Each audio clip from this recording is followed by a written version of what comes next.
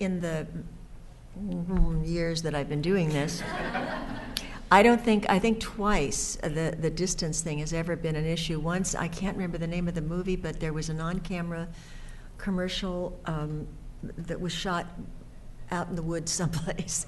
And they transported us so that it was more a matter of time. You were paid from the time that you got there, and they put you in a bus and took you.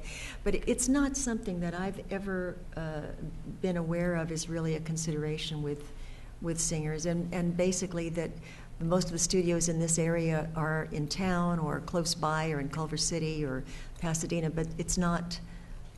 I think that little clause that got put into our section of the contract is primarily for actors and location and things, I think. Got it. And the opposite of that, virtual sessions. So, if I want to record remotely with you and I'm just going to send you my tracks and have you recorded in your own studio, that's all covered by SAG-AFTRA?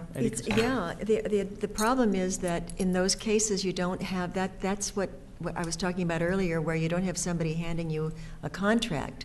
So as a singer, the singer has to be responsible for doing that paperwork, and you have to let them know what, I'm assuming that if it's a signatory project, you have to let them know who the producer is and, all the details. They should know what questions to ask you.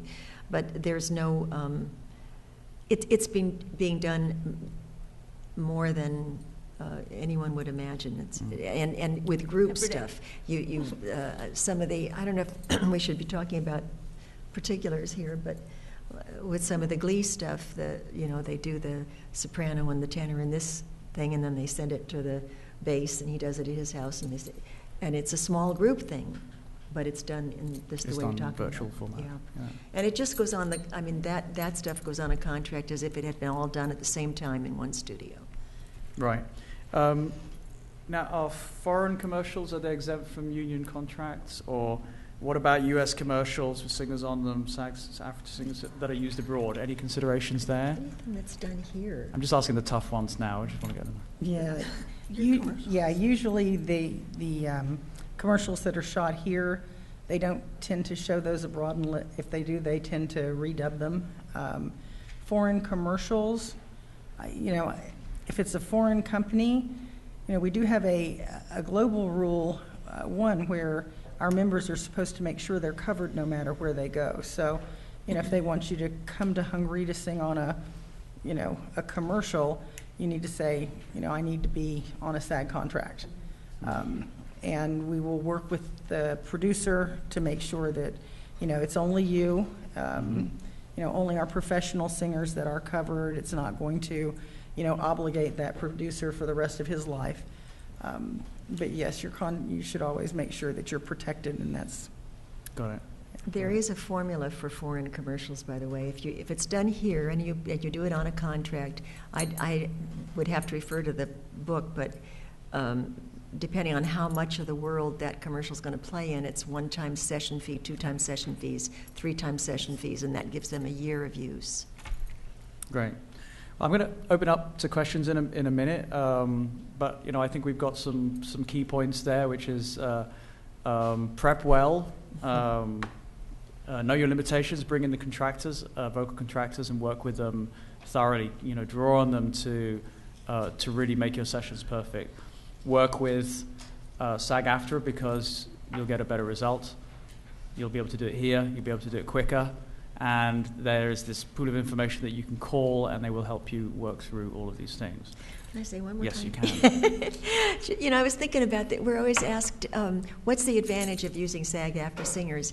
And I was thinking about it from the other side of that debate. And it seems to me that we're a community of musicians and creators here, and we're professional. And you want to be also. And it seems to me that that if you go through your career too far into it, doing non-union projects, you're not one of the big guys. And I assume that that's where you want to go as composers and as music producers. So it's part of the world that you live in, and as you bring professionals into your creativity, I think it elevates you and it puts you in a different place as well. So. Yeah. Any final thoughts before I turn it over to the audience. Let's do it. So questions. If you want to come up to the mics, I think that's great. Or you can shout from the back. I think that's okay. Over there. We Actually- actually need the mic since Yeah. it's Oh, being yeah. recorded. Coming up to the nearest mic. Aside from it being more professional and more organized, what are the advantages of using SAG-AFTRA in terms of getting musical quality and getting guaranteed good performance on your music? You know, I don't think there is a really good answer for that question, because I think you have to know that you're working with a professional. You have to know the people that you're calling or that you're having called. There isn't a money-back guarantee.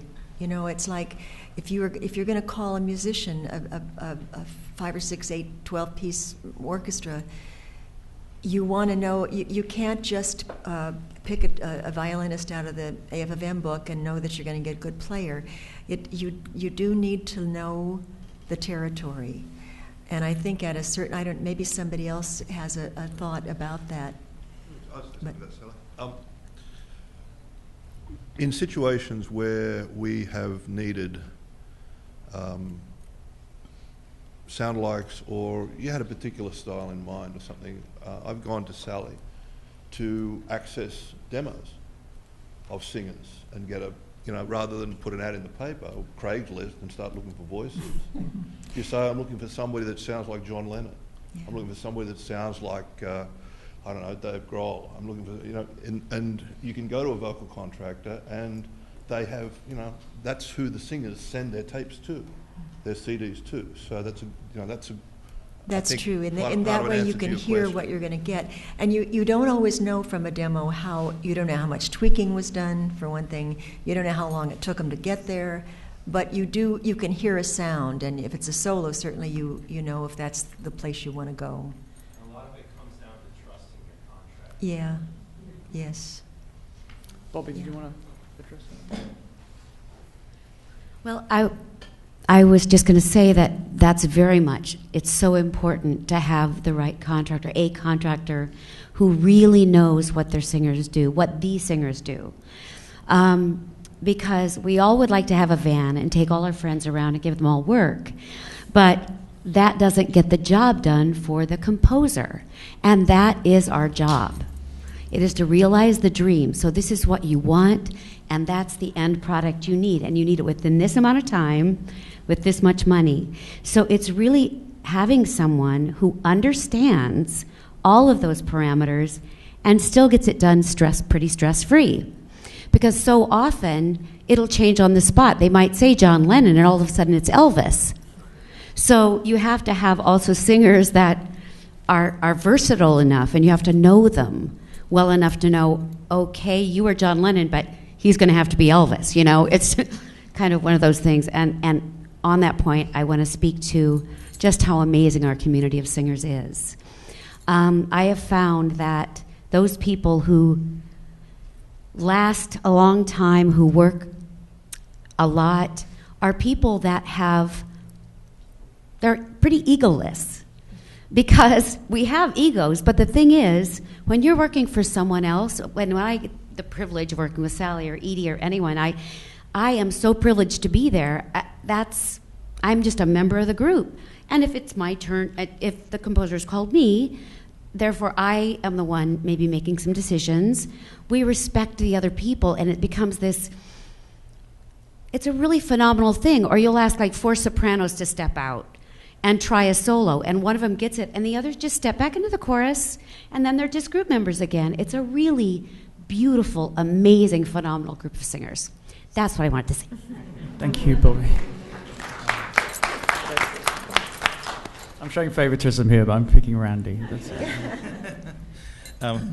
Hi, and this, not patting ourselves on the back too much, but talking to the question of how you can trust that when you deal with a vocal contractor, you're going to get the best possible results. There's several reasons why this is usually the case if you've got a good vocal contractor. A, our interest is that the project gets done as well as possible. Our reputations are on the line. If we don't give you a good referral, we don't work, because bad news travels fast, as you know, in the musical world. So if I give you somebody who really sucks eggs, I don't get the next job. Secondly, because we don't get any money for our referrals. We do what we call the old unpaid contractor referral all the time. Every vocal contractor does this, where their friend who's a composer or an arranger calls up and says, "Who do you know who can?" and fill in the blanks. And we're not an agent. We don't get a cut of the money. So we have no vested interest in shoving, oh, my girlfriend is really good. She can sound exactly like Pink. Like Elvis. No, she can't, but she can wear pink, okay? So for those reasons alone, and the fact that we've mostly been experienced in the music industry as long as you guys have, maybe a lot longer for us old guys, we usually make pretty good calls. There's no ego involved in it. We don't hire people because they look good or that they owe us money. We try and get the best people for the job. So just so you know, that's why I think you can rely on it so much. Also, if you're hiring, so it just occurred to me, the first young man's question. I mean, if you're hiring a group, that's one thing. If you're looking for soloists and you don't know what they sound like, I don't think you have to hire them blindly. These days it's pretty, relatively easy, I think, with most soloists to get an MP3 or something, so you get an idea of what that person is capable of doing. So it's not like you call someone and say, "I need this," and they go, "Okay, we'll show up," and you just have to pay, and you're never going to hear them until Pro Tools is rolling. It's not like that. There's usually a way for you to kind of hear that, and you don't want to abuse it and ask for 18 MP3s, but usually, even if you need a couple and say, "Oh, I like this one is perfect," you usually can get some advance information.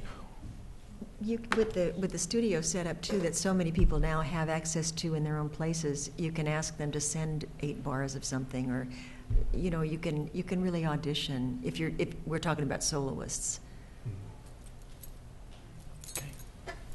Right at the front. Yes. Hey, my question is for Mr. Warren. Sister Act 2, the finale, is one of my favorite vocal musical moments in the history of film. Oh, thank and you. it really is. It's just so glorious and uplifting. Thank you. It's hard to imagine that happening in the studio setting and not in the setting that you see in the film. In the studio, what did you do with the singers to help get that performance from them? What did she say, pay them?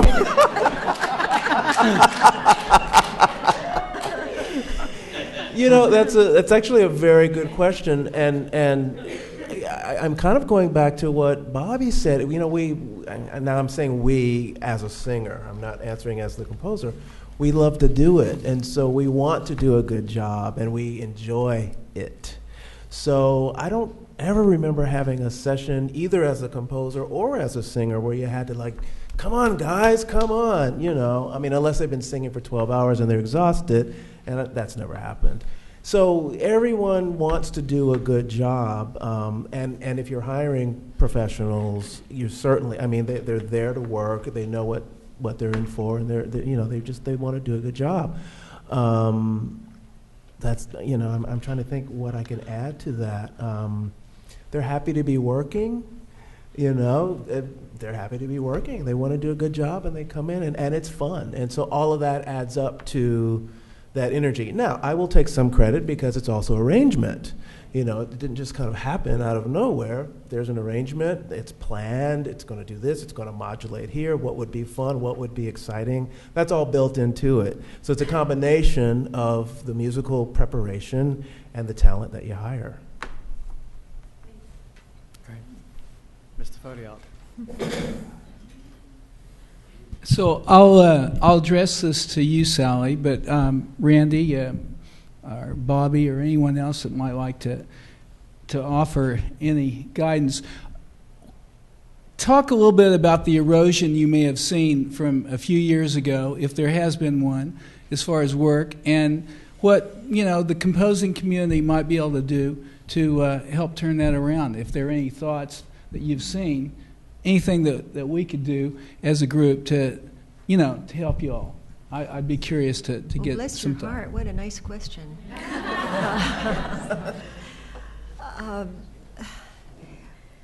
Well, I know that these days you face the same challenges we do in terms, probably you're asked to package things a lot of the time. I'm sure you're asked to do stuff non-union. I think that that we talked a little bit in the beginning about the changes in the business over the last several decades, many decades.